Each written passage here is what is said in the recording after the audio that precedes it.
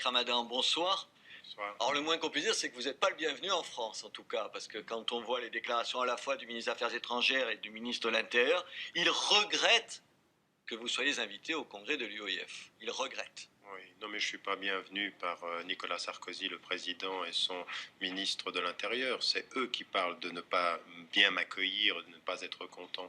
Je suis très très bien accueilli par un grand nombre de Français. Je ne confonds pas le peuple de France et le peuple français et certains intellectuels et certains acteurs politiques Mais avec la position de ce gouvernement. Pourquoi cette position quand on dit que vos propos sont contraires à l'esprit républicain, qu'ils ne rendent pas service aux musulmans de France? C'est de graves accusations. Oui, c'est de graves accusations qui sont encore une fois fondées sur rien, parce que depuis 25 ans que j'interviens en France, j'interviens en demandant et en conseillant aux Français de confession musulmane de respecter la loi, d'être engagés, d'être des citoyens. Mais ce que je dis à ce gouvernement-là, c'est que depuis 5 ans qu'ils sont aux affaires, et Nicolas Sarkozy, depuis bien avant, quand il était ministre de l'Intérieur, ils n'ont rien fait sur la question sociale. On a eu des émeutes en 2005. Qu'est-ce qui a été fait dans les banlieues, si ce n'est des gesticulations et des actes de symbole, de prendre Rachida Dati ici ou Fadela Amara en nous faisant croire qu'on respecte la diversité en utilisant des symboles. Ce que vous dites, je l'entends. En même temps, je n'ai pas vu un seul leader de la gauche prendre votre défense. Je n'ai pas entendu d'intellectuel dire c'est scandaleux de montrer du doigt un autre intellectuel. Personne ne s'est levé en disant que... Non, attendez, on ne les a pas beaucoup entendus. Non, mais le responsable pour l'Église catholique de relations avec l'islam a dit que dire que j'étais anti-républicain, c'est faux. Vous avez eu un certain nombre d'intellectuels, mais aujourd'hui qui on est en pleine campagne électorale. Oui, vous avez vu un responsable d'un parti politique prendre votre défense. Pourquoi? Parce que ça fait peur, c'est prendre la défense du diable. Exactement. Aujourd'hui, on m'a diabolisé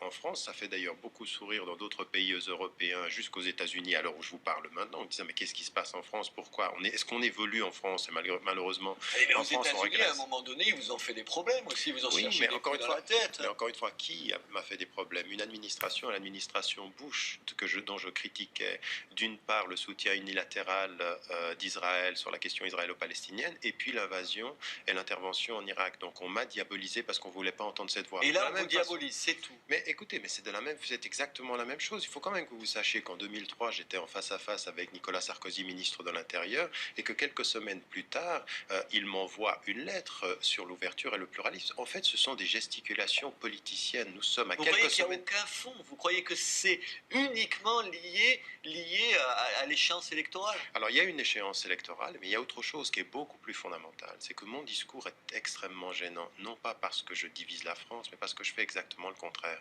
Je demande aux citoyens français d'être des citoyens à part entière, et surtout de ne pas jamais accepter qu'on parle à leur place et de se faire entendre. Donc ce discours-là, il faut bien l'entendre, des démocrates de confession musulmane aujourd'hui en France, eh ben ça fait peur. Pourquoi? Parce qu'on dit à Nicolas Sarkozy, vous n'avez pas à parler à notre place. Et puis une autre chose qui est importante, quand on vient me critiquer moi parce que je dis aux Français d'être engagés, et on dit oui, mais on ne veut pas d'un islam qui soit dirigé par des États étrangers. Qui aujourd'hui prend langue avec l'ambassade du Maroc ou l'ambassade d'Algérie pour organiser l'islam de France? Le gouvernement actuel, il ne parle pas à ses citoyens. Oui, mais en même temps, je vais vous citer parce que à propos des musulmans, vous dites ils doivent refuser, d'être des victimes passives et consentantes.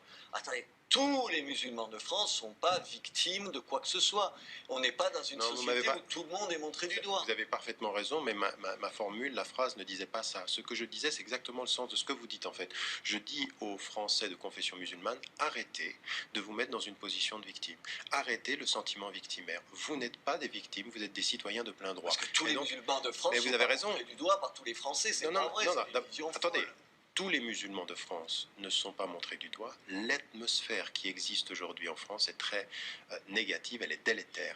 Et l'islam est stigmatisé. Oui. Alors, attendez, moi, c'est ma réponse à ça, à cette atmosphère, c'est de dire aux musulmans, ne réagissez pas comme des victimes, devenez des citoyens et faites-vous entendre là où il faut vous faire entendre. En même temps, quand vous parlez du climat, moi, je me méfie, parce qu'on l'a beaucoup entendu ici, vous savez, alors les polémiques sur le halal, sur la hiérarchie des civilisations, sur l'immigration, les gens vous disent « Ah oui, mais c'est tout ça qui produit un Mohamed Merah ».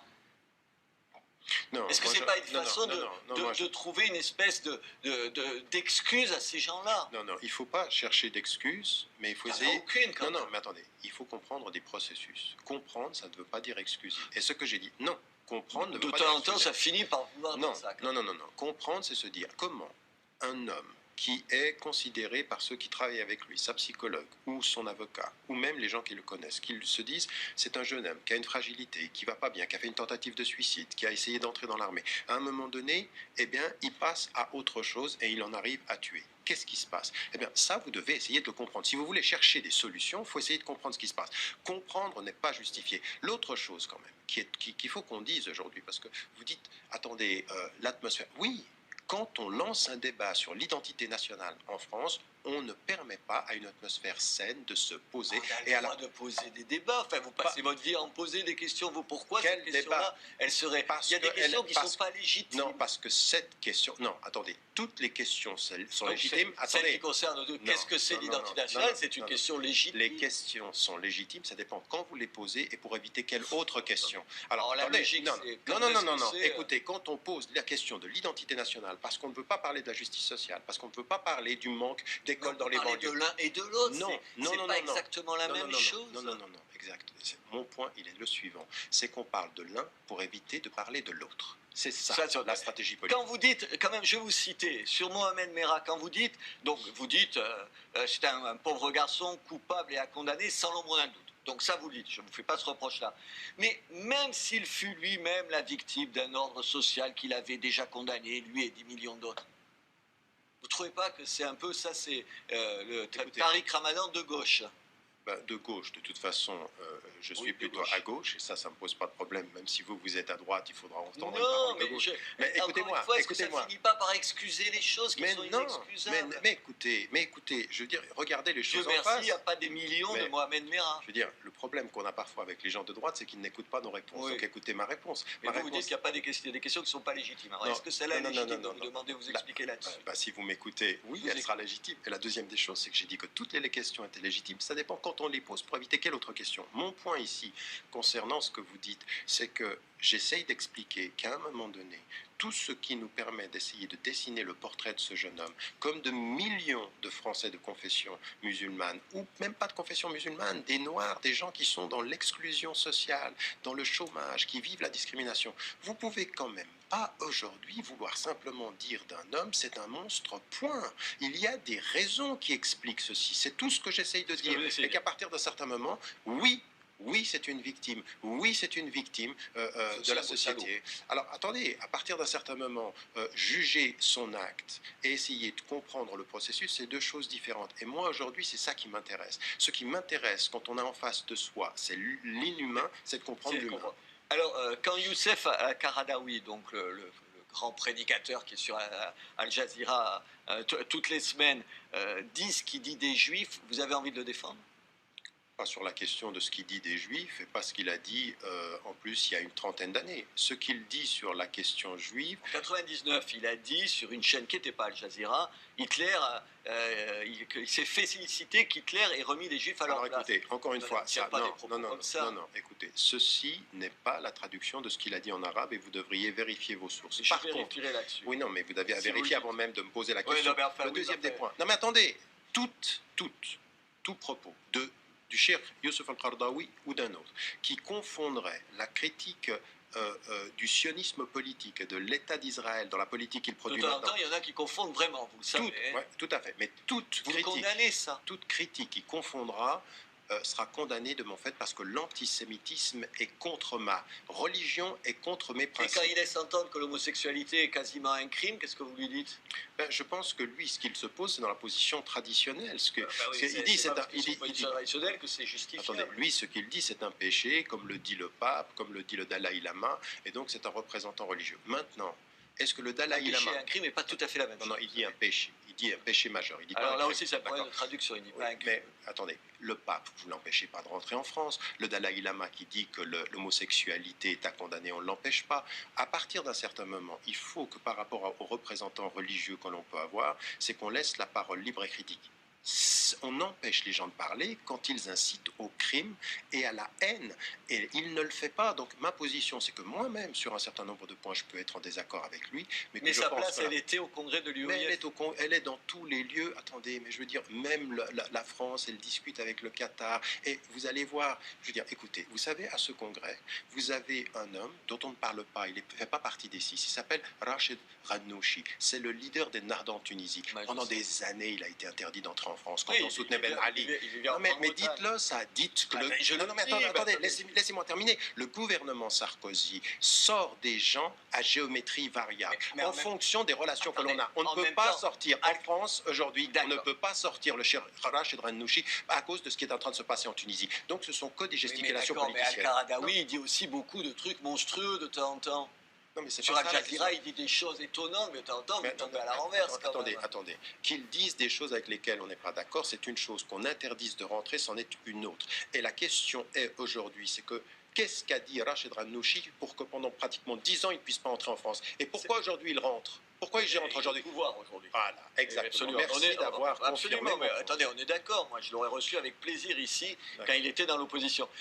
Aujourd'hui, sur l'antisémitisme, il y a un antisémitisme dans les banlieues. Vous le condamnez? Bien sûr, il faut le condamner. Il faut condamner. On ne l'a pas passé sous silence pendant longtemps, au nom, parce qu'on ne voyait que le vieil antisémitisme d'origine catholique et d'extrême droite. Non, c'est pas qu'on ne l'a pas passé sous silence, c'est qu'à partir d'un certain moment, on est aujourd'hui dans la surenchère. On a des jeunes qui ont l'impression qu'ils sont tellement laissés pour compte qu'on vient leur enseigner uniquement l'histoire de l'antisémitisme et l'extermination des Juifs. Aujourd'hui, il faut une démarche pédagogique beaucoup plus globale.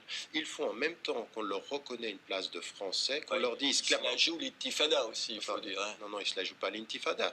Ils vivent dans des conditions qui sont le double du taux de chômage dans les banlieues par rapport à la moyenne française. C'est ça qui ne justifie pas de tenir des propos comme ça, une fois de plus. Attendez, la question n'est pas de savoir, de justifier, je ne le justifie pas. Je dis qu'il faut comprendre d'où on part. Et qu'aujourd'hui, ce qu'il faut dire, c'est que les jeunes doivent suivre à l'école tous les cours et comprendre l'histoire de l'antisémitisme, mais il faut qu'en France, il faut qu'ils écoutent et pas qu'ils troublent les minutes de silence quand elles sont faites pour des jeunes qui ont été tués. Exactement. Et il faut les condamner quand il faut qu'en France, on ne fasse pas de hiérarchie vis-à-vis des racismes. Il faut que n'importe quelle expression anti-musulmane soit critiquée de la même façon, avec la même force. En une seconde, Marine Le Pen qui demande l'interdiction de l'UOIF. La gesticulation politique, populisme qui ne sert à rien, ça n'est pas en empêchant les gens de parler qu'on aura de la dignité. Marine Le Pen ne s'honore pas une fois de plus. Tariq Ramadan, merci. Merci à vous. C'est de dire aux musulmans, ne réagissez pas comme des victimes, devenez des citoyens et faites-vous entendre là où il faut vous faire entendre. En même temps, quand vous parlez du climat, moi je me méfie, parce qu'on l'a beaucoup entendu ici, vous savez, alors les polémiques sur le halal, sur la hiérarchie des civilisations, sur l'immigration, les gens vous disent, ah oui, mais c'est tout ça qui produit un Mohamed Merah. Est-ce que ce n'est pas une façon de trouver une espèce d'excuse à ces gens-là? Non, il ne faut pas chercher d'excuses, mais il faut essayer... Non, mais attendez, il faut comprendre des processus. Comprendre, ça ne veut pas dire excuser. Et ce que j'ai dit, non, comprendre ne veut pas dire excuser. De temps en temps, ça finit par vouloir dire ça. Non. Comprendre, c'est se dire comment un homme qui est considéré par ceux qui travaillent avec lui, sa psychologue ou son avocat, ou même les gens qui le connaissent, qui se disent c'est un jeune homme qui a une fragilité, qui va pas bien, qui a fait une tentative de suicide, qui a essayé d'entrer dans l'armée. À un moment donné, eh bien, il passe à autre chose et il en arrive à tuer. Qu'est-ce qui se passe? Eh bien, ça, vous devez essayer de le comprendre. Si vous voulez chercher des solutions, il faut essayer de comprendre ce qui se passe. Comprendre n'est pas justifier. L'autre chose, quand même, qu'il faut qu'on dise aujourd'hui, parce que vous dites, attendez, l'atmosphère. Oui. Quand on lance un débat sur l'identité nationale en France, on ne permet pas à une atmosphère saine de se poser. On a le droit de poser des débats. Enfin, vous passez votre vie à en poser des questions. Pourquoi cette question-là, elle serait... Il y a des questions qui ne sont pas légitimes. Non, parce que cette question... Non, attendez. Toutes les questions sont légitimes. Celle qui concerne... Qu'est-ce que c'est l'identité nationale? C'est une question légitime. Les questions sont légitimes. Ça dépend quand vous les posez et pour éviter quelle autre question. Alors la logique, non. Écoutez, quand on pose la question de l'identité nationale, parce qu'on ne veut pas parler de la justice sociale, parce qu'on ne veut pas parler du manque d'écoles dans les banlieues. De l'un et de l'autre. Non, pas exactement la même chose. Non, exact. Mon point, il est le suivant. C'est qu'on parle de l'un pour éviter de parler de l'autre. C'est ça, la stratégie politique. Quand vous dites, quand même, je vais vous citer, sur Mohamed Merah, quand vous dites, c'est un pauvre garçon coupable et à condamner sans l'ombre d'un doute. Donc ça, vous le dites, je ne vous fais pas ce reproche-là.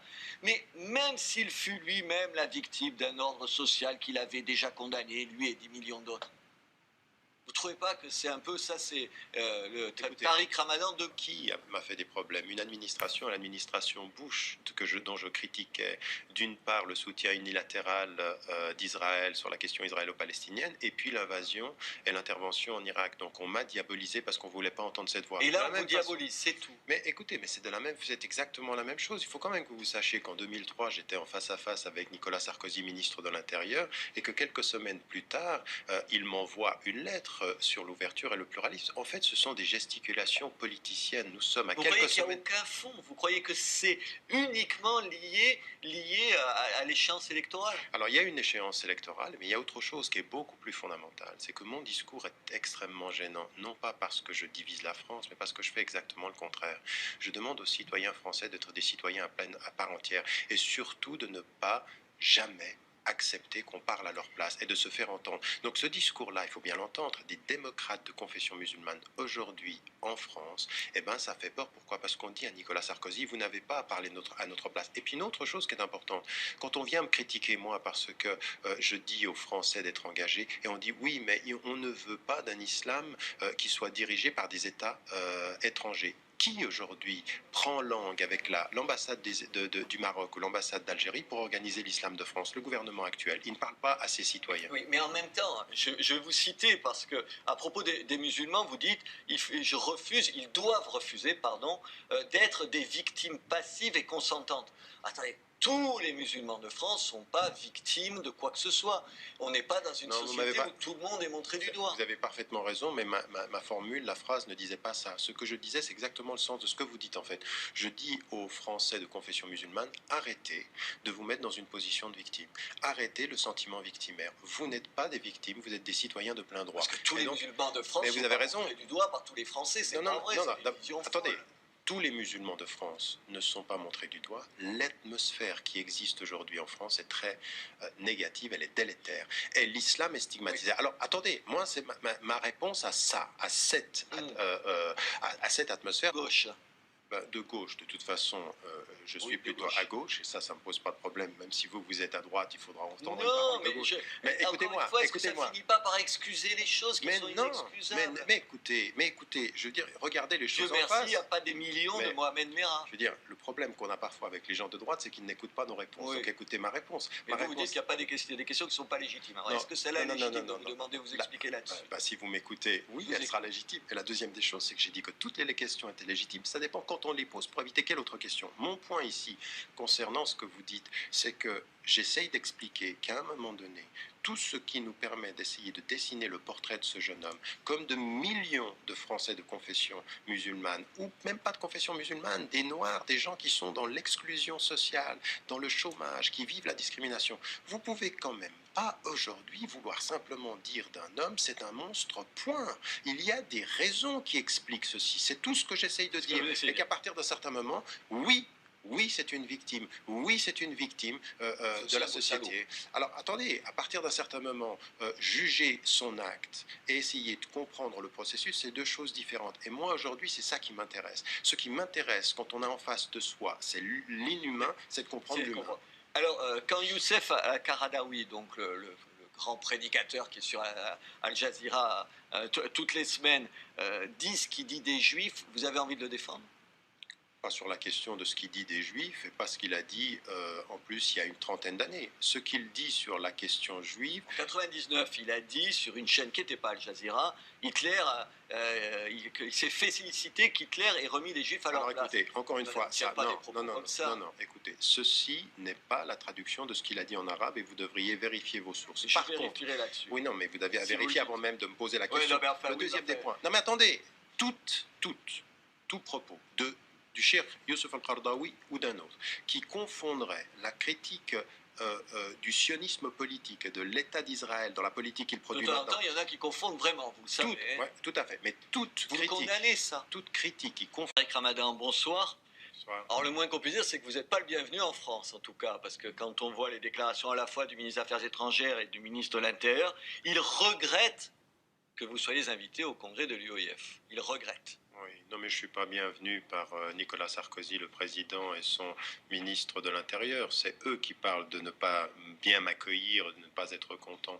Je suis très très bien accueilli par un grand nombre de Français. Je ne confonds pas le peuple de France et le peuple français et certains intellectuels et certains acteurs politiques avec la position de ce gouvernement. Pourquoi cette position quand on dit que vos propos sont contraires à l'esprit républicain, qu'ils ne rendent pas service aux musulmans de France? C'est de graves accusations. Oui, c'est de graves accusations qui sont encore une fois fondées sur rien, parce que depuis 25 ans que j'interviens en France, j'interviens en demandant et en conseillant aux Français de confession musulmane de respecter la loi, d'être engagés, d'être des citoyens.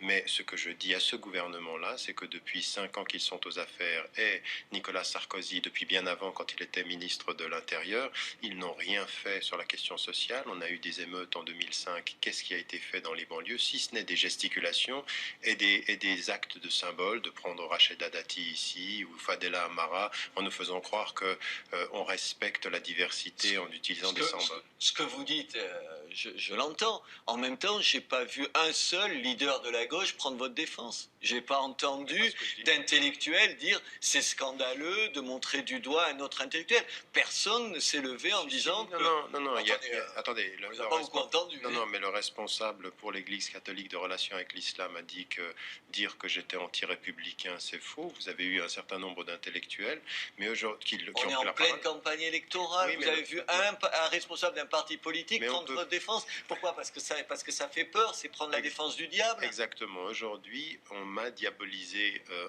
en France. Ça fait d'ailleurs beaucoup sourire dans d'autres pays européens, jusqu'aux États-Unis, à l'heure où je vous parle maintenant, en disant mais qu'est-ce qui se passe en France? Pourquoi est-ce qu'on évolue en France? Et malheureusement, en France, on régresse. À un moment donné, ils vous ont fait des problèmes aussi. Vous en cherchez des coups dans la tête. Mais encore une fois, Fondra sera condamné de mon fait parce que l'antisémitisme est contre ma religion et contre mes principes. Et quand il laisse entendre que l'homosexualité est quasiment un crime, qu'est-ce que vous lui dites? Je pense que lui, ce qu'il se pose, c'est dans la position traditionnelle. Il dit, c'est traditionnel que c'est justifié. Attendez, lui, ce qu'il dit, c'est un péché, comme le dit le pape, comme le dit le Dalai Lama, et donc c'est un représentant religieux. Maintenant, est-ce que le Dalai Lama... Un crime n'est pas tout à fait la même chose. Non, il dit un péché. Il dit un péché majeur. Il dit alors pas là aussi, ça problème de traduction. Il dit pas un crime. Mais attendez, le pape, vous ne l'empêchez pas de rentrer en France. Le Dalai Lama qui dit que l'homosexualité est à condamner, on ne l'empêche pas. À partir d'un certain moment, il faut que par rapport aux représentants religieux que l'on peut avoir, c'est qu'on laisse la parole libre et critique. On empêche les gens de parler quand ils incitent au crime et à la haine. Et il ne le fait pas. Donc ma position, c'est que moi-même, sur un certain nombre de points, je peux être en désaccord avec lui. Mais sa place, elle était au congrès de l'UOIF. Mais elle est dans tous les lieux. Attendez, mais je veux dire, même la France, elle discute avec le Qatar. Et vous allez voir, je veux dire, écoutez, vous savez, à ce congrès, vous avez un homme dont on ne parle pas, il ne fait pas partie des 6. Il s'appelle Rachid Ranouchi. C'est le leader des Nards en Tunisie. Pendant des années, il a été interdit d'entrer en France quand on soutenait Ben Ali.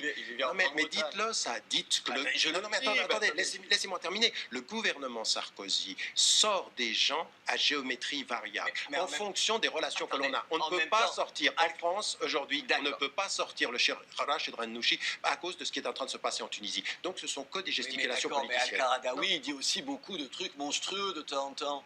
Non, mais sur Al Jazeera, il dit des choses étonnantes, mais de temps en temps, vous tombez à la renverse. Attendez. Qu'ils disent des choses avec lesquelles on n'est pas d'accord, c'est une chose. Qu'on interdise de rentrer, c'en est une autre. Et la question est aujourd'hui, c'est que qu'est-ce qu'a dit Rachid Ranouchi pour que pendant pratiquement 10 ans, il ne puisse pas entrer en France? Et pourquoi aujourd'hui il rentre? Pourquoi il rentre aujourd'hui? Pouvoir aujourd'hui. Voilà, exactement. Merci d'avoir confirmé. Mais attendez, on est d'accord. Moi, je l'aurais reçu avec plaisir ici quand il était dans l'opposition. Aujourd'hui, sur l'antisémitisme, il y a un antisémitisme dans les banlieues. Vous le condamnez? Bien sûr, il faut le condamner. Il faut condamner. On ne l'a pas passé sous silence pendant longtemps au nom parce qu'on ne voyait que le vieil antisémitisme d'origine. C'est comme pour M. Ramadan. C'est pas aussi clair que ça, somme que c'est clair. Et que la preuve a été apportée que M. Ramadan se mobilise contre moi et soutient M. Hollande. Il a dit qu'il appellera à voter contre vous, quel que soit le candidat. On a revu ses déclarations aujourd'hui. Quand il y a deux candidats au deuxième tour et que M. Ramadan, dont je conteste qu'il soit un intellectuel, parce que vous aviez débattu avec lui d'ailleurs sur France 2 il y a quelques années. Permettez-moi de vous dire, parce qu'un homme qui est capable de demander un moratoire sur la lapidation des femmes adultères, cet homme n'a pas de cité. Non, ça ne me gêne pas, il faut le dire. Quand il y a deux candidats au deuxième tour et qu'il dit « je veux faire battre M. Sarkozy », c'est ma fierté, M. C'était avant le deuxième tour. Non, non, non, non. Il l'a dit cet après-midi. C'est une dépêche de 18h17. Si vous ne l'avez pas, je peux vous la fournir. Bon. Hein? Deux questions sur le programme de François Hollande, c'est l'avant-débat. Chacun s'y soutient. Permettez-moi de vous le dire. Chacun s'y soutient. En tout cas, moi, je suis très heureux que M. Ramadan, qui est une honte pour les idées qu'il défend. Il soutient personne, il veut vous faire battre. Voilà. Oui. C'est ce qu'il a dit pour être précis. Quand il y a deux candidats, M. Namias, et qu'on dit qu'il faut faire battre l'autre, c'est qu'on soutient l'un, non? Vous ne croyez pas? C'est trop simple ce que je dis. En tout cas, moi, je suis heureux que M. Ramadan, qui exploite et qui fait la honte d'un certain nombre de nos compatriotes musulmans qui méritent d'être mieux représentés.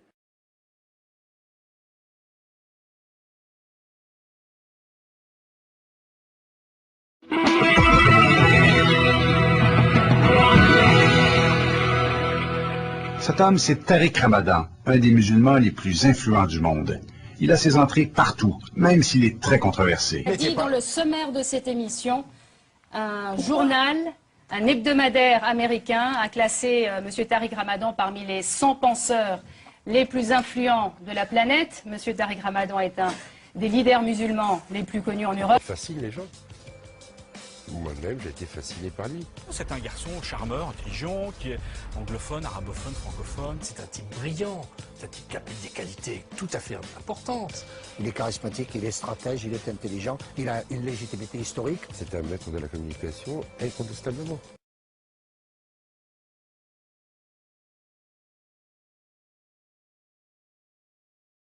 Vous êtes un intellectuel.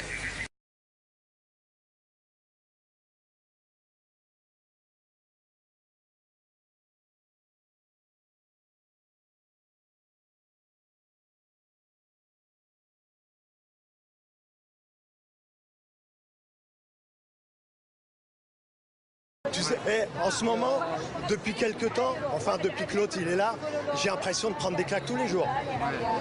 Mais c'est systématique et franchement, j'ai une vraie rage aujourd'hui, une vraie rage.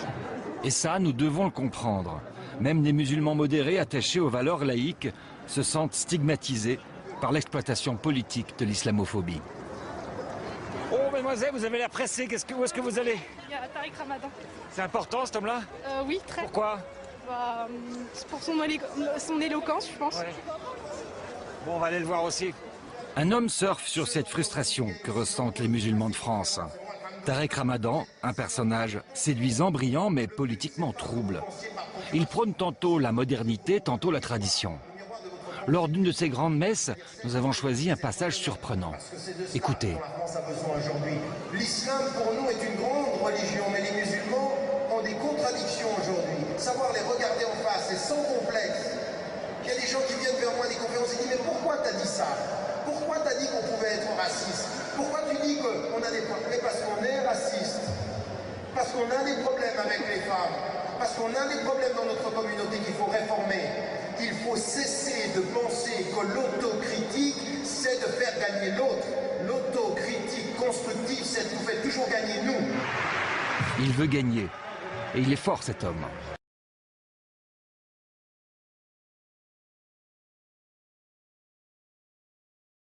Je suis un contre-pouvoir, celui de l'éthique, celui de la résistance noble du verbe français.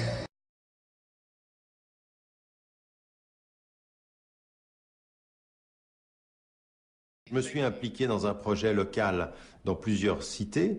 Ici, en Hollande, je me suis impliqué avec la municipalité à Rotterdam et c'est effectivement, il y a des secteurs sur lesquels il faut qu'on travaille. Alors, par exemple, on a commencé par faire tout un travail de mapping, de savoir quelles sont les organisations et ce qu'elles font sur le terrain, et de commencer par un premier projet autour de la question de l'éducation.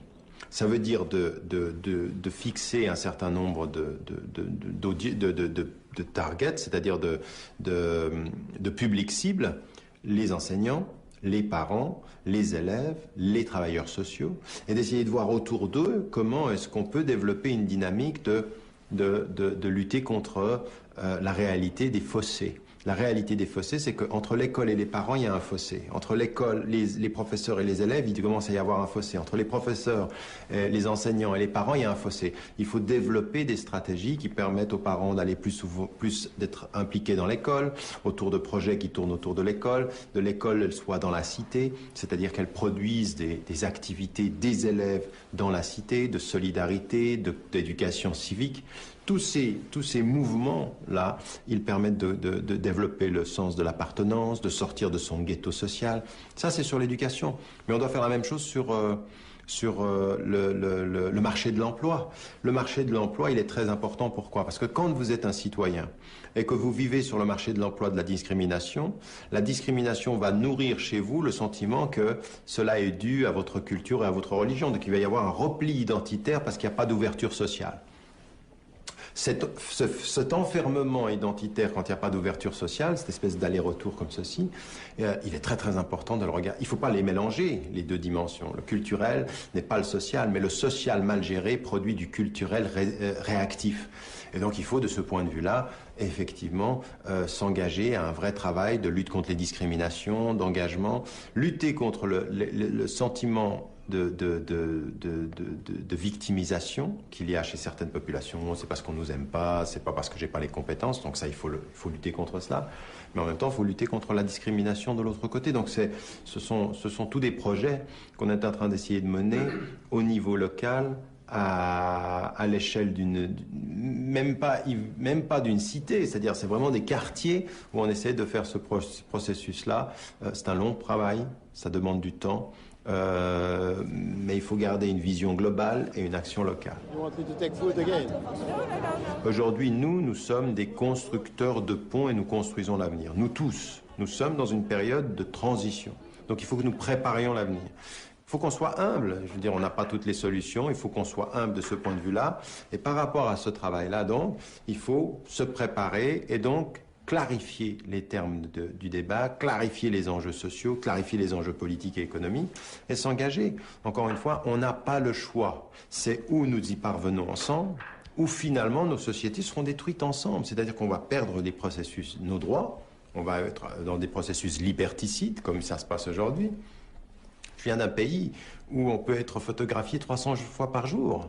Je veux dire, c'est ça la réalité, 300 fois par jour, on est tout le temps. Et je veux dire, aujourd'hui, si vous allez aux États-Unis, le seul fait que vous vouliez aller aux États-Unis, vous rentrez sur le territoire, tous vos data, toutes vos données sont ouverts à n'importe quelle agence de sécurité gouvernementale. Encore une fois, je veux dire, ça c'est la réalité de notre monde. Donc, si maintenant nous continuons dans cette voie-là, le monde est trop global pour que certains s'en sortent et d'autres y périssent.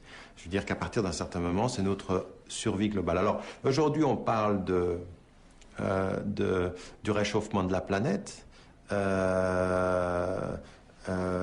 comme si c'était, je veux dire, la nature nous parlait, et on a raison de le faire. Il faudrait aussi qu'on parle de la rigidification de nos sociétés.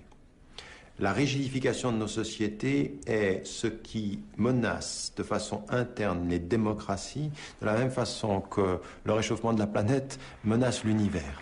Et donc il faut de ce point de vue-là comprendre que nous avons à nous y engager ensemble. C'est-à-dire que quand je fais une proposition pour le nouveau nous, c'est une proposition aujourd'hui dont je pense qu'elle est notre seule survie demain. C'est par cela qu'on y arrive en comprenant très humblement que nous avons des valeurs universelles partagées et des espoirs qui sont communs.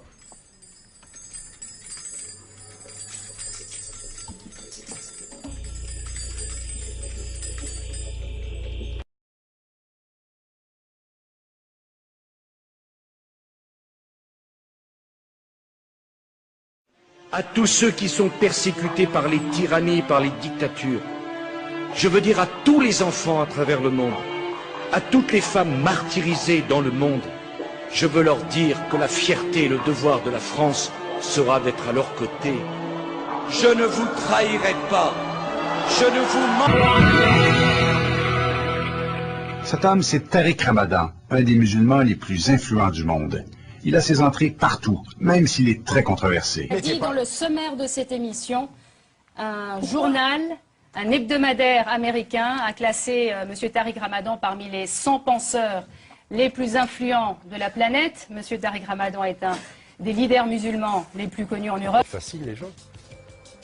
Moi-même, j'ai été fasciné par lui. C'est un garçon charmeur, intelligent, qui est anglophone, arabophone, francophone. C'est un type brillant. C'est un type qui a des qualités tout à fait importantes. Il est charismatique, il est stratège, il est intelligent, il a une légitimité historique. C'est un maître de la communication incontestablement.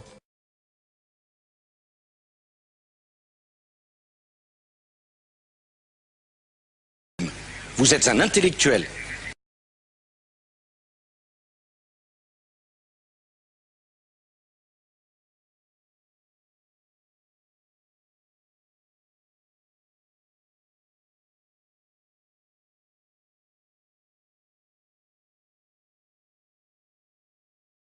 Tu sais, en ce moment, depuis quelques temps, enfin depuis que l'autre il est là, j'ai l'impression de prendre des claques tous les jours. Mais c'est systématique. Et franchement, j'ai une vraie rage aujourd'hui, une vraie rage. Et ça, nous devons le comprendre. Même les musulmans modérés attachés aux valeurs laïques se sentent stigmatisés par l'exploitation politique de l'islamophobie. C'est comme pour M. Ramadan. C'est pas aussi clair que ça, somme que c'est l'est clair. Et que la preuve a été apportée que M. Ramadan se mobilise contre moi et soutient M. Hollande. Contre vous, il a dit qu'il appellera à voter contre vous, quel que soit le candidat. On a revu ses déclarations aujourd'hui. Quand il y a deux candidats au deuxième tour et que M. Ramadan, dont je conteste qu'il soit un intellectuel, parce que vous aviez débattu avec lui d'ailleurs sur France 2 il y a quelques années. Permettez-moi de vous dire, parce qu'un homme qui est capable de demander un moratoire sur la lapidation des femmes adultères, cet homme n'a pas de cité. Non, non, ça ne me gêne pas, il faut le dire. Quand il y a deux candidats au deuxième tour et qu'il dit « je veux faire battre M. Sarkozy », c'est ma fierté, M. C'était avant le deuxième tour. Non, non, non, non. Il l'a dit cet après-midi. C'est une dépêche de 18h17. Si vous ne l'avez pas, je peux vous la fournir. Bon. Hein? Deux questions sur le programme de François Hollande, c'est l'avant-débat. Chacun s'y soutient. Permettez-moi de vous le dire. Chacun s'y soutient. En tout cas, moi, je suis très heureux que M. Ramadan, qui est une honte pour les idées qu'il défend, il soutient personne, il veut vous faire battre. Voilà. Oui. C'est ce qu'il a dit pour être précis. Quand il y a deux candidats, M. Namias, et qu'on dit qu'il faut faire battre l'autre, c'est qu'on soutient l'un, non? Vous ne croyez pas? C'est trop simple ce que je dis. En tout cas, moi, je suis heureux que M. Ramadan, qui exploite et qui fait la honte d'un certain nombre de nos compatriotes musulmans qui méritent d'être mieux représentés.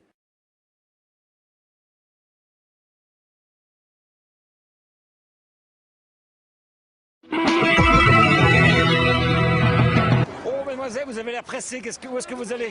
Il y a Tariq Ramadan. C'est important cet homme-là? Oui, très. Pourquoi? C'est pour son éloquence, je pense. Ouais.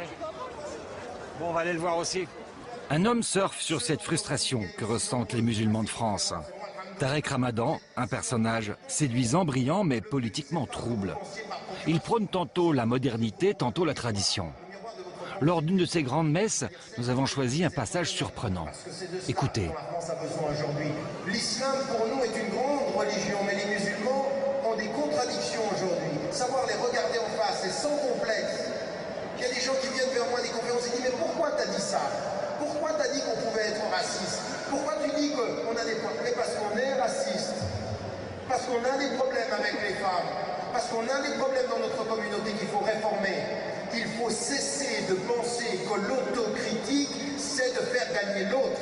L'autocritique constructive, c'est de nous faire toujours gagner nous. » Il veut gagner. Et il est fort, cet homme.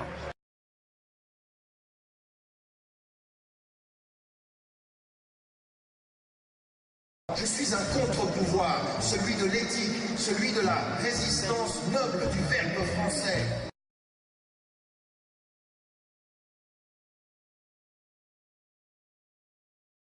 Je me suis impliqué dans un projet local dans plusieurs cités. Ici, en Hollande, je me suis impliqué avec la municipalité à Rotterdam. Et c'est effectivement, il y a des secteurs sur lesquels d'aller-retour comme ceci. Il est très très important de le regarder. Il ne faut pas les mélanger, les deux dimensions. Le culturel n'est pas le social, mais le social mal géré produit du culturel réactif. Et donc il faut, de ce point de vue-là, effectivement, s'engager à un vrai travail de lutte contre les discriminations, d'engagement, lutter contre le sentiment de victimisation qu'il y a chez certaines populations. C'est parce qu'on nous aime pas, c'est pas parce que j'ai pas les compétences, donc ça il faut lutter contre cela. Mais en même temps, il faut lutter contre la discrimination de l'autre côté. Donc ce sont tous des projets qu'on est en train d'essayer de mener au niveau local, à l'échelle même pas d'une cité, c'est-à-dire c'est vraiment des quartiers où on essaie de faire ce processus-là. C'est un long travail, ça demande du temps. Mais il faut garder une vision globale et une action locale. Aujourd'hui, nous sommes des constructeurs de ponts et nous construisons l'avenir. Nous tous, nous sommes dans une période de transition. Donc il faut que nous préparions l'avenir. Il faut qu'on soit humble. Je veux dire, on n'a pas toutes les solutions. Il faut qu'on soit humble de ce point de vue-là. Et par rapport à ce travail-là, donc, il faut se préparer et donc clarifier les termes du débat, clarifier les enjeux sociaux, clarifier les enjeux politiques et économiques et s'engager. Encore une fois, on n'a pas le choix. C'est où nous y parvenons ensemble, ou finalement nos sociétés seront détruites ensemble. C'est-à-dire qu'on va perdre des processus, nos droits, on va être dans des processus liberticides, comme ça se passe aujourd'hui. Je viens d'un pays auquel il faut qu'on travaille. Alors, par exemple, on a commencé par faire tout un travail de mapping, de savoir quelles sont les organisations et ce qu'elles font sur le terrain, et de commencer par un premier projet autour de la question de l'éducation. Ça veut dire de fixer un certain nombre de targets, c'est-à-dire de publics cibles, les enseignants, les parents, les élèves, les travailleurs sociaux, et d'essayer de voir autour d'eux comment est-ce qu'on peut développer une dynamique de lutter contre la réalité des fossés. La réalité des fossés, c'est qu'entre l'école et les parents, il y a un fossé. Entre l'école, les professeurs et les élèves, il commence à y avoir un fossé. Entre les professeurs, les enseignants et les parents, il y a un fossé. Il faut développer des stratégies qui permettent aux parents d'aller plus d'être impliqués dans l'école, autour de projets qui tournent autour de l'école elle soit dans la cité, c'est-à-dire qu'elle produise des activités des élèves dans la cité, de solidarité, d'éducation civique. Tous ces mouvements-là, ils permettent de développer le sens de l'appartenance, de sortir de son ghetto social. Ça, c'est sur l'éducation. Mais on doit faire la même chose sur le marché de l'emploi. Le marché de l'emploi, il est très important. Pourquoi? Parce que quand vous êtes un citoyen et que vous vivez sur le marché de l'emploi de la discrimination va nourrir chez vous le sentiment que cela est dû à votre culture et à votre religion. Donc il va y avoir un repli identitaire parce qu'il n'y a pas d'ouverture sociale. Cet enfermement identitaire quand il n'y a pas d'ouverture sociale, c'est pas nous qui sommes revenus dessus une fois de plus. Nous allons maintenant recevoir, on passe à autre chose, un spécialiste de l'islam qui est le petit-fils du fondateur des Frères musulmans et professeur à Oxford. Voici Tariq Ramadan.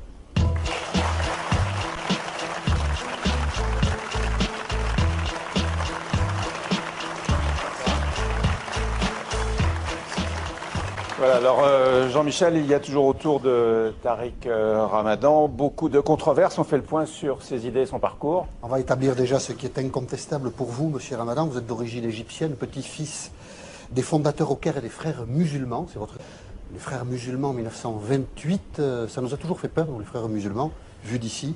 On pense que c'est un courant religieux, extrémiste, qui, s'il arrivait au pouvoir, ressemblerait à ce que les religieux ont fait en Iran. Et ce courant de pensée a aussi beaucoup fait peur, visiblement, au régime militaire en Égypte, puisque les militants de cette confrérie ont souvent été emprisonnés, torturés dans les prisons égyptiennes. Et très curieusement, aujourd'hui, ils participent avec le vice-président Souleyman à la reconstruction de l'Égypte. On a quelquefois du mal à comprendre les choses. Vous êtes né en 1962 à Genève, Tariq Ramadan. Vous avez été étudiant en Égypte, à l'université Al-Azhar du Caire. Vous avez vous-même été emprisonné et torturé, avez-vous raconté. Au début des années 90, on peut lire sur Internet que votre travail s'articule, on va le voir, sur une réflexion théologique, philosophique et politique en lien avec la religion musulmane. En clair, vous réfléchissez à l'intégration de l'islam dans nos sociétés occidentales. Et c'est là que tout se brouille. On vous accuse tout le temps d'un double discours, policé, urbain, occidentalisé, laïcisé sur les plateaux de télévision, plus radical, plus dogmatique dans des réunions plus fermées. Nicolas Sarkozy a accepté que vous soyez son partenaire de combat en novembre 2003. À l'époque, vous affrontez sans doute apporter quelque chose à l'image. C'était sur le plateau de 100 minutes pour convaincre en 2003. Il y a donc un petit moment. Votre réputation est celle-là, ambivalente, fréquentable ou pas. Vous êtes sur le plateau du Grand Journal ce soir. Qui a gagné en Égypte? Écoutez, pour l'instant, personne n'a gagné en Égypte. C'est une situation qui est tout à fait difficile.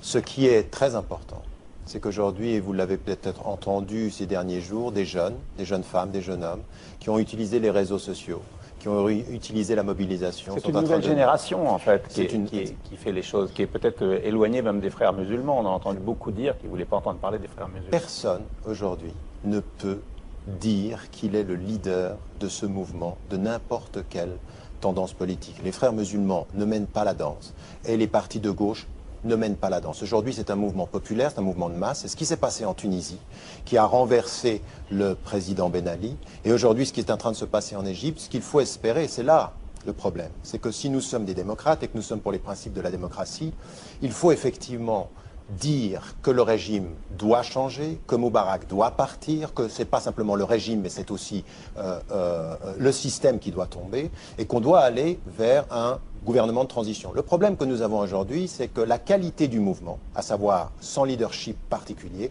est aussi sa faiblesse. C'est-à-dire qu'on ne voit pas aujourd'hui apparaître une plateforme d'opposition plurielle qui serait impératif pour pouvoir passer à autre chose en Égypte.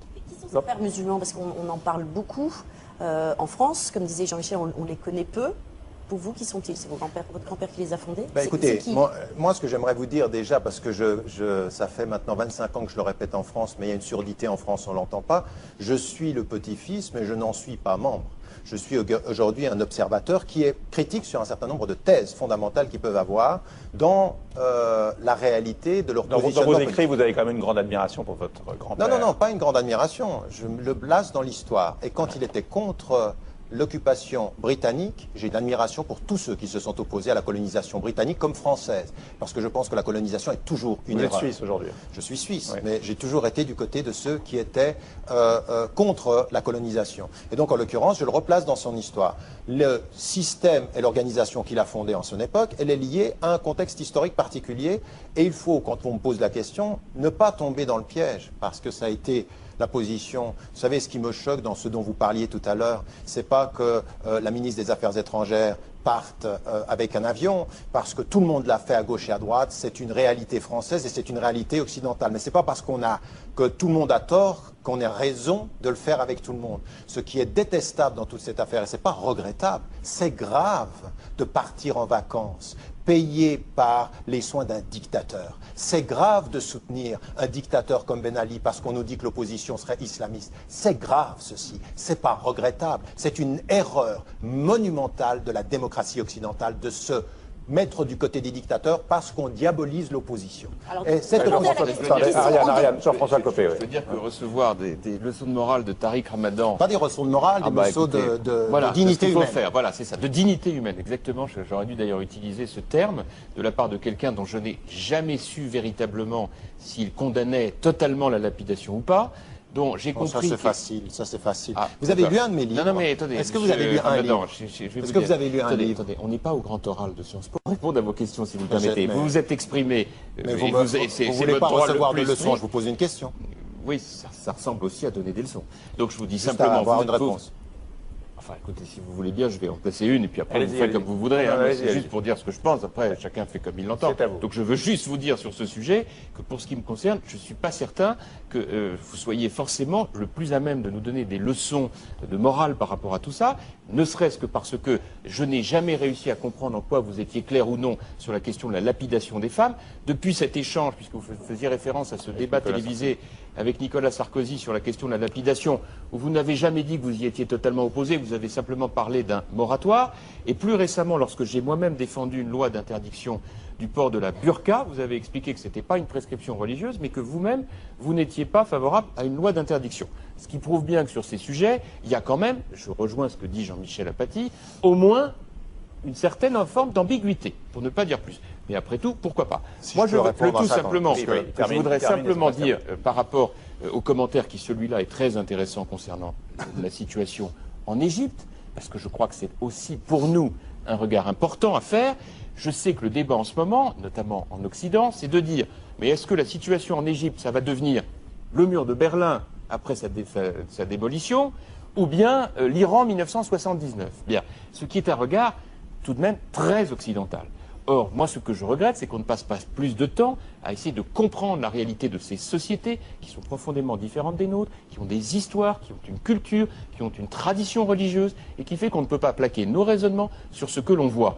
Et ça m'amène à dire qu'il y aura peut-être une troisième voie, qui ne sera pas le mur de Berlin, qui ne sera pas 1979, qui sera autre chose. Parce que la société égyptienne, c'est une société extrêmement complexe, qui aspire à de la démocratie, à la liberté, à son développement économique compte tenu de son degré de pauvreté, de précarité, et qu'après tout, on peut aussi imaginer que tout ce petit monde qui a envie de travailler ensemble à une nouvelle Égypte le fasse sur une base qui soit respectueuse des grandes valeurs universelles, et pas un plongeon de ce qu'il peut être vu de l'Iran, c'est-à-dire la pire des situations, une dictature avec ce que l'on sait de ce qui se passe en Iran. Réponse sur la mise en cause. Bon, la mise en cause, encore une fois, je ne vais pas revenir, mais 100 fois sur les mêmes accusations qu'on n'a pas envie d'entendre. On n'a pas envie d'entendre mes réponses.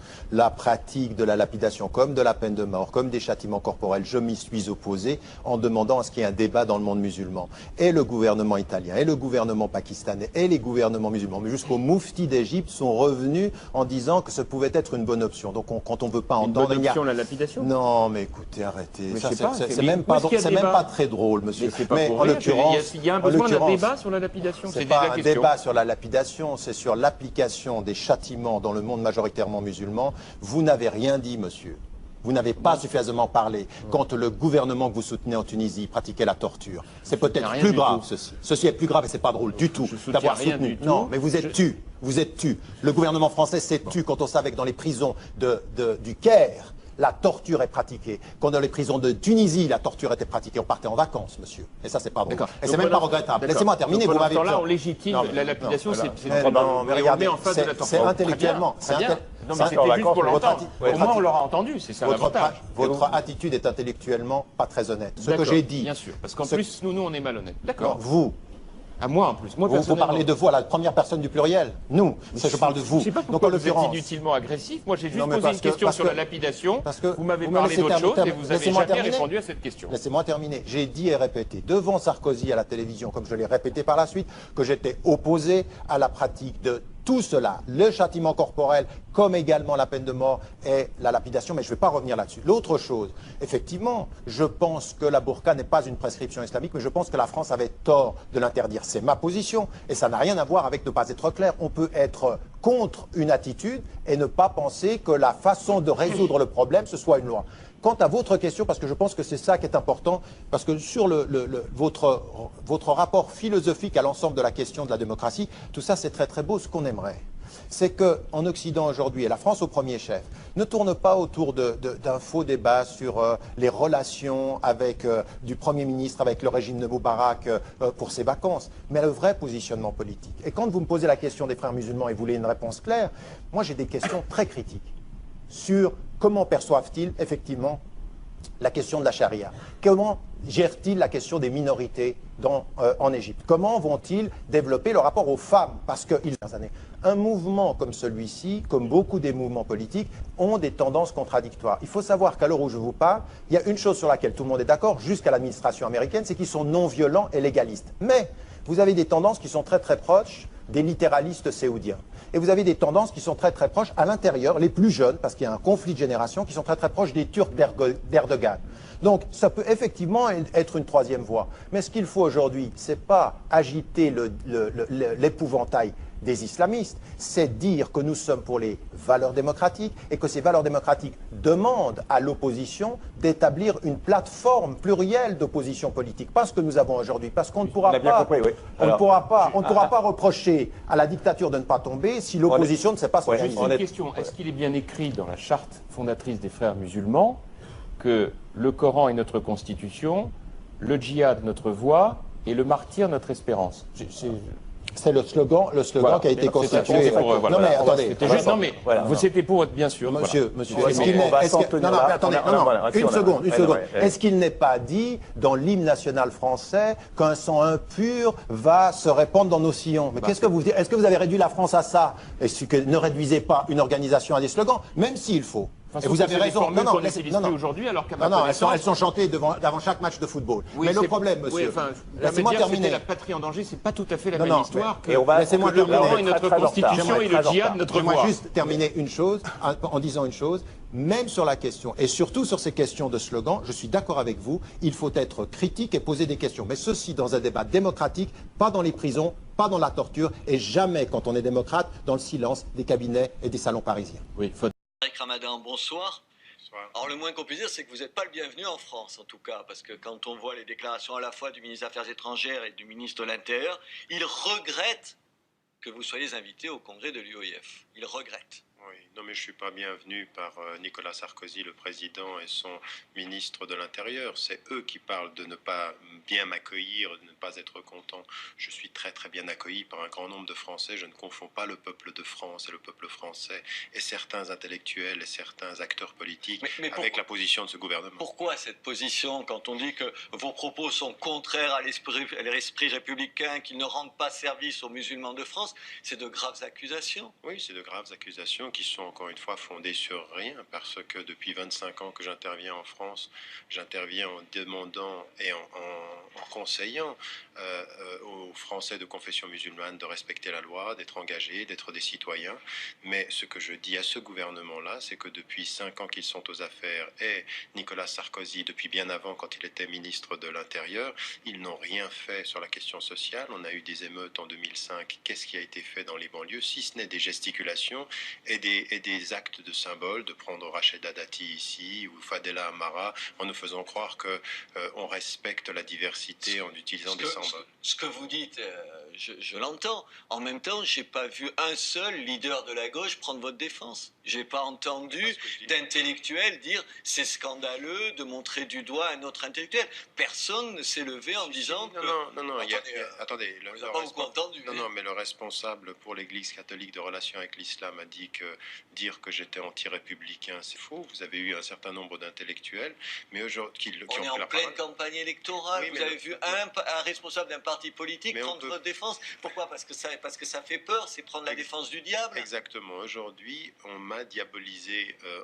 en France. Ça fait d'ailleurs beaucoup sourire dans d'autres pays européens, jusqu'aux États-Unis, à l'heure où je vous parle maintenant, en disant mais qu'est-ce qui se passe en France? Pourquoi? Est-ce qu'on évolue en France? Et malheureusement, mais aux États-Unis, à un moment donné, ils vous ont fait des problèmes aussi. Vous en cherchez des coups dans la tête. Mais encore une fois, qui m'a fait des problèmes? Une administration, l'administration Bush, dont je critiquais d'une part le soutien unilatéral d'Israël sur la question israélo-palestinienne, et puis l'invasion et l'intervention en Irak. Donc on m'a diabolisé parce qu'on ne voulait pas entendre cette voix. Et là, on vous diabolise, c'est tout. Mais écoutez, c'est exactement la même chose. Il faut quand même que vous sachiez qu'en 2003, j'étais en face à face avec Nicolas Sarkozy, ministre de l'Intérieur, et que quelques semaines plus tard, il m'envoie une lettre sur l'ouverture et le pluralisme. En fait, ce sont des gesticulations politiciennes. Nous sommes à quelques semaines... Vous croyez qu'il n'y a aucun fond? Vous croyez que c'est uniquement lié à l'échéance électorale? Alors, il y a une échéance électorale, mais il y a autre chose qui est beaucoup plus fondamentale. C'est que mon discours est extrêmement gênant, non pas parce que je divise la France, mais parce que je fais exactement le contraire. Je demande aux citoyens français d'être des citoyens à part entière, et surtout de ne pas jamais accepter qu'on parle à leur place et de se faire entendre. Donc ce discours-là, il faut bien l'entendre, des démocrates de confession musulmane aujourd'hui en France, ça fait peur. Pourquoi? Parce qu'on dit à Nicolas Sarkozy, vous n'avez pas à parler à notre place. Et puis une autre chose qui est importante, quand on vient me critiquer moi parce que je dis aux Français d'être engagés, et on dit oui, mais on ne veut pas d'un islam qui soit dirigé par des États étrangers. Qui aujourd'hui prend langue avec l'ambassade du Maroc ou l'ambassade d'Algérie pour organiser l'islam de France? Le gouvernement actuel, il ne parle pas à ses citoyens. Oui, mais en même temps, je vais vous citer parce que à propos des musulmans, vous dites ils doivent refuser, d'être des victimes passives et consentantes. Attendez. Tous les musulmans de France ne sont pas victimes de quoi que ce soit. On n'est pas dans une société où tout le monde est montré du doigt. Vous avez parfaitement raison, mais ma formule, la phrase ne disait pas ça. Ce que je disais, c'est exactement le sens de ce que vous dites en fait. Je dis aux Français de confession musulmane, arrêtez de vous mettre dans une position de victime. Arrêtez le sentiment victimaire. Vous n'êtes pas des victimes, vous êtes des citoyens de plein droit. Parce que tous les musulmans de France sont montrés du doigt par tous les Français, c'est pas vrai. Attendez. tous les musulmans de France ne sont pas montrés du doigt. L'atmosphère qui existe aujourd'hui en France est très négative, elle est délétère. Et l'islam est stigmatisé. Alors, attendez, moi, c'est ma réponse à ça, à cette atmosphère, c'est de dire aux musulmans, ne réagissez pas comme des victimes, devenez des citoyens et faites-vous entendre là où il faut vous faire entendre. En même temps, quand vous parlez du climat, moi, je me méfie, alors, parce qu'on l'a beaucoup entendu ici, vous savez, alors les polémiques sur le halal, sur la hiérarchie des civilisations, sur l'immigration, les gens vous disent « Ah oui, mais c'est tout ça qui produit un Mohamed Merah ». Est-ce que ce n'est pas une façon de trouver une espèce d'excuse à ces gens-là? Non, il ne faut pas chercher d'excuses, mais il faut essayer... aucune, quand même. Mais attendez, il faut comprendre des processus. Comprendre, ça ne veut pas dire excuser. Et ce que j'ai dit, non, comprendre ne veut pas dire excuser. De temps en temps, ça finit par vouloir dire ça. Non. Comprendre, c'est se dire comment un homme qui est considéré par ceux qui travaillent avec lui, sa psychologue ou son avocat, ou même les gens qui le connaissent, qu'ils se disent c'est un jeune homme qui a une fragilité, qui va pas bien, qui a fait une tentative de suicide, qui a essayé d'entrer dans l'armée. À un moment donné, eh bien, il passe à autre chose et il en arrive à tuer. Qu'est-ce qui se passe? Eh bien, ça, vous devez essayer de le comprendre. Si vous voulez chercher des solutions, il faut essayer de comprendre ce qui se passe. Comprendre n'est pas justifié. L'autre chose, quand même, qu'il faut qu'on dise aujourd'hui, parce que vous dites, attendez, l'atmosphère... Oui, quand on lance un débat sur l'identité nationale en France, on ne permet pas à une atmosphère saine de se poser. Et à de poser des débats. Enfin, vous passez votre vie à en poser des questions. Vous, pourquoi cette question-là, elle serait... Il y a des questions qui ne sont pas légitimes. Non, parce que cette question... Non, attendez. Toutes les questions sont légitimes. Celle qui concerne qu'est-ce que c'est l'identité nationale, c'est une question légitime. Les questions sont légitimes. Ça dépend quand vous les posez et pour éviter quelle autre question. Alors, la logique, non. Écoutez, quand on pose la question de l'identité nationale, parce qu'on ne veut pas parler de la justice sociale, parce qu'on ne veut pas parler du manque d'écoles dans les banlieues. De l'un et de l'autre. Non, pas exactement la même chose. Non, exact. Mon point, il est le suivant. C'est qu'on parle de l'un pour éviter de parler de l'autre. C'est ça la stratégie politique. Quand vous dites, quand même, je vais vous citer, sur Mohamed Merah, quand vous dites, c'est un pauvre garçon coupable et à condamner sans l'ombre d'un doute. Donc ça, vous le dites, je ne vous fais pas ce reproche-là. Mais même s'il fut lui-même la victime d'un ordre social qu'il avait déjà condamné, lui et 10 millions d'autres, vous ne trouvez pas que c'est un peu ça, c'est le Tariq Ramadan de gauche? De gauche, de toute façon, je suis plutôt à gauche, et ça ne me pose pas de problème. Même si vous êtes à droite, il faudra entendre une parole de gauche. Mais écoutez-moi, est-ce que ça ne finit pas par excuser les choses qui sont inexcusables? Mais écoutez, je veux dire, regardez les choses en face. Il n'y a pas des millions de Mohamed Merah. Je veux dire, le problème qu'on a parfois avec les gens de droite, c'est qu'ils n'écoutent pas nos réponses. Donc écoutez ma réponse. Mais vous dites qu'il n'y a pas des questions qui ne sont pas légitimes. Alors est-ce que celle-là est légitime? Vous demandez, vous expliquez là-dessus. Si vous m'écoutez, oui, elle sera légitime. Et la deuxième des choses, c'est que j'ai dit que toutes les questions étaient légitimes. Ça dépend quand on les pose pour éviter quelle autre question. Mon point ici, concernant ce que vous dites, c'est que j'essaye d'expliquer qu'à un moment donné, tout ce qui nous permet d'essayer de dessiner le portrait de ce jeune homme, comme de millions de Français de confession musulmane, ou même pas de confession musulmane, des Noirs, des gens qui sont dans l'exclusion sociale, dans le chômage, qui vivent la discrimination, vous pouvez quand même pas aujourd'hui vouloir simplement dire d'un homme c'est un monstre, point. Il y a des raisons qui expliquent ceci. C'est tout ce que j'essaye de dire. Et qu'à partir d'un certain moment, oui, c'est une victime. Oui, c'est une victime de la société. Alors, attendez, à partir d'un certain moment, juger son acte et essayer de comprendre le processus, c'est deux choses différentes. Et moi, aujourd'hui, c'est ça qui m'intéresse. Ce qui m'intéresse quand on a en face de soi, c'est l'inhumain, c'est de comprendre l'humain. Alors, quand Youssef Qaradawi, donc le grand prédicateur qui est sur Al Jazeera toutes les semaines, dit ce qu'il dit des Juifs, vous avez envie de le défendre? Pas sur la question de ce qu'il dit des Juifs et pas ce qu'il a dit en plus il y a une trentaine d'années. Ce qu'il dit sur la question juive... En 99, il a dit sur une chaîne qui n'était pas Al Jazeera, Hitler, il s'est félicité qu'Hitler ait remis les Juifs à leur place. Écoutez, encore une fois, non, écoutez, ceci n'est pas la traduction de ce qu'il a dit en arabe et vous devriez vérifier vos sources. Par contre, là-dessus. Oui, non, mais vous devez vérifier avant même de me poser la question.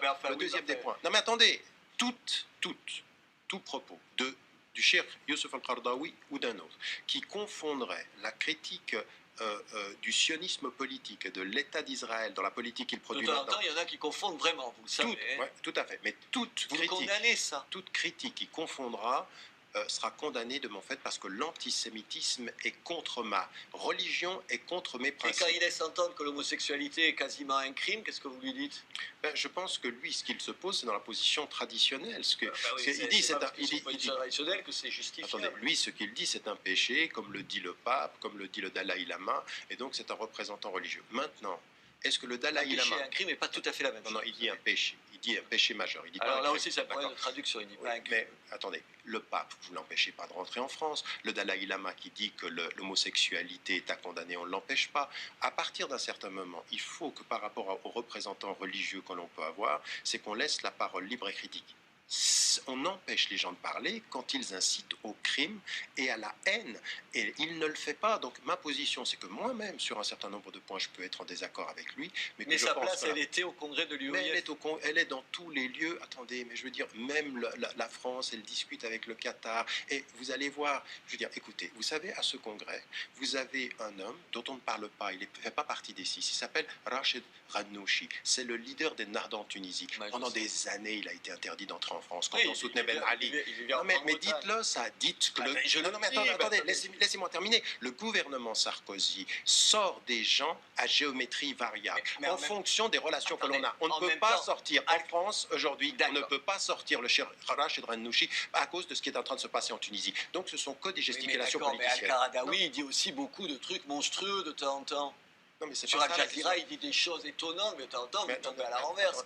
Attendez. Qu'ils disent des choses avec lesquelles on n'est pas d'accord, c'est une chose. Qu'on interdise de rentrer, c'en est une autre. Et la question est aujourd'hui, c'est que qu'est-ce qu'a dit Rachid Ranouchi pour que pendant pratiquement 10 ans, il ne puisse pas entrer en France? Et pourquoi aujourd'hui il rentre? Pourquoi il rentre aujourd'hui? Pouvoir aujourd'hui. Voilà, exactement. Merci d'avoir confirmé. Mais attendez, on est d'accord. Moi, je l'aurais reçu avec plaisir ici quand il était dans l'opposition. Aujourd'hui, sur l'antisémitisme, il y a un antisémitisme dans les banlieues. Vous le condamnez? Bien sûr, il faut le condamner. Il faut condamner. On ne l'a pas passé sous silence pendant longtemps au nom parce qu'on ne voyait que le vieil antisémitisme d'origine catholique et d'extrême droite. Non, c'est pas qu'on ne l'a pas passé sous silence, c'est qu'à partir d'un certain moment, on est aujourd'hui dans la surenchère. On a des jeunes qui ont l'impression qu'ils sont tellement laissés pour compte qu'on vient leur enseigner uniquement l'histoire de l'antisémitisme et l'extermination des Juifs. Aujourd'hui, il faut une démarche pédagogique beaucoup plus globale. Il faut en même temps qu'on leur reconnaît une place de français, qu'on leur dise clairement... Ils se la jouent l'intifada aussi, il faut dire. Hein. Non, ils ne se la jouent pas l'intifada. Ils vivent dans des conditions qui sont le double du taux de chômage dans les banlieues par rapport à la moyenne française. Oui, c'est ça qui ne justifie pas de tenir des propos comme ça, une fois de plus. Attendez, la question n'est pas de savoir, de justifier, je ne le justifie pas. Je dis qu'il faut comprendre d'où on part. Et qu'aujourd'hui, ce qu'il faut dire, c'est que les jeunes doivent suivre à l'école tous les cours et comprendre l'histoire de l'antisémitisme, mais il faut qu'en France, il faut qu'ils écoutent et pas qu'ils troublent les minutes de silence quand elles sont faites pour des jeunes qui ont été tués. Exactement. Et il faut les condamner quand il faut qu'en France, on ne fasse pas de hiérarchie vis-à-vis des racismes. Il faut que n'importe quelle expression anti-musulmane soit critiquée de la même façon, avec la même force. En une seconde, Marine Le Pen qui demande l'interdiction de l'UOIF. La gesticulations politiques, populisme qui ne sert à rien, ça n'est pas en empêchant les gens de parler qu'on aura de la dignité. Marine Le Pen ne s'honore pas une fois de plus. Tariq Ramadan, merci. Merci à vous. C'est de dire aux musulmans, ne réagissez pas comme des victimes, devenez des citoyens et faites-vous entendre là où il faut vous faire entendre. En même temps, quand vous parlez du climat, moi je me méfie, parce qu'on l'a beaucoup entendu ici, vous savez, alors les polémiques sur le halal, sur la hiérarchie des civilisations, sur l'immigration, les gens vous disent, ah oui, mais c'est tout ça qui produit un Mohamed Merah. Est-ce que ce n'est pas une façon de trouver une espèce d'excuse à ces gens-là? Non, il ne faut pas chercher d'excuses, mais il faut essayer... Aucune, quand non, mais attendez, il faut comprendre des processus. Comprendre, ça ne veut pas dire excuser. Et ce que j'ai dit, non, comprendre ne veut pas dire excuser. De temps en temps, ça finit par vouloir dire ça. Non. Comprendre, c'est se dire comment un homme qui est considéré par ceux qui travaillent avec lui, sa psychologue ou son avocat, ou même les gens qui le connaissent, qu'ils se disent c'est un jeune homme qui a une fragilité, qui va pas bien, qui a fait une tentative de suicide, qui a essayé d'entrer dans l'armée. À un moment donné, eh bien, il passe à autre chose et il en arrive à tuer. Qu'est-ce qui se passe? Eh bien, ça, vous devez essayer de le comprendre. Si vous voulez chercher des solutions, il faut essayer de comprendre ce qui se passe. Comprendre n'est pas justifier. L'autre chose, quand même, qu'il faut qu'on dise aujourd'hui, parce que vous dites, attendez, l'atmosphère... Oui, quand on lance un débat sur l'identité nationale en France, on ne permet pas à une atmosphère saine de se poser. Et à la de poser des débats. Enfin, vous passez votre vie à en poser des questions. Vous, pourquoi cette question-là, elle serait... Il y a des questions qui ne sont pas légitimes. Non, parce que cette question... Non, attendez. Toutes les questions sont légitimes. Celle qui concerne qu'est-ce que c'est l'identité nationale, c'est une question légitime. Les questions sont légitimes, ça dépend quand vous les posez et pour éviter quelle autre question. Alors, la logique, non. Écoutez, quand on pose la question de l'identité nationale, parce qu'on ne peut pas parler de la justice sociale, parce qu'on ne peut pas parler du manque d'écoles dans les banlieues. De l'un et de l'autre. Non, c'est pas exactement la même chose. Non, exact. Mon point, il est le suivant. C'est qu'on parle de l'un pour éviter de parler de l'autre. C'est ça la stratégie politique. Quand vous dites, quand même, je vais vous citer, sur Mohamed Merah, quand vous dites, c'est un pauvre garçon coupable et à condamner sans l'ombre d'un doute. Donc ça vous le dites, je ne vous fais pas ce reproche-là. Mais même s'il fut lui-même la victime d'un ordre social qu'il avait déjà condamné, lui et 10 millions d'autres, vous ne trouvez pas que c'est un peu ça, c'est le Tariq Ramadan de qui m'a fait des problèmes? Une administration, l'administration Bush, dont je critiquais d'une part le soutien unilatéral d'Israël sur la question israélo-palestinienne, et puis l'invasion et l'intervention en Irak. Donc on m'a diabolisé parce qu'on ne voulait pas entendre cette voix. Et là, on vous diabolise, c'est tout. Mais écoutez, mais c'est exactement la même chose. Il faut quand même que vous sachiez qu'en 2003, j'étais en face à face avec Nicolas Sarkozy, ministre de l'Intérieur, et que quelques semaines plus tard, il m'envoie une lettre sur l'ouverture et le pluralisme. En fait, ce sont des gesticulations politiciennes. Nous sommes à quelques semaines... Vous croyez qu'il n'y a aucun fond? Vous croyez que c'est uniquement lié à l'échéance électorale? Alors, il y a une échéance électorale, mais il y a autre chose qui est beaucoup plus fondamentale. C'est que mon discours est extrêmement gênant, non pas parce que je divise la France, mais parce que je fais exactement le contraire. Je demande aux citoyens français d'être des citoyens à part entière, et surtout de ne pas jamais accepter qu'on parle à leur place et de se faire entendre. Donc ce discours-là, il faut bien l'entendre, des démocrates de confession musulmane aujourd'hui en France, eh ben ça fait peur. Pourquoi? Parce qu'on dit à Nicolas Sarkozy, vous n'avez pas à parler à notre place. Et puis une autre chose qui est importante, quand on vient me critiquer moi parce que je dis aux Français d'être engagés, et on dit oui, mais on ne veut pas d'un islam qui soit dirigé par des États étrangers. Qui aujourd'hui prend langue avec l'ambassade du Maroc ou l'ambassade d'Algérie pour organiser l'islam de France? Le gouvernement actuel.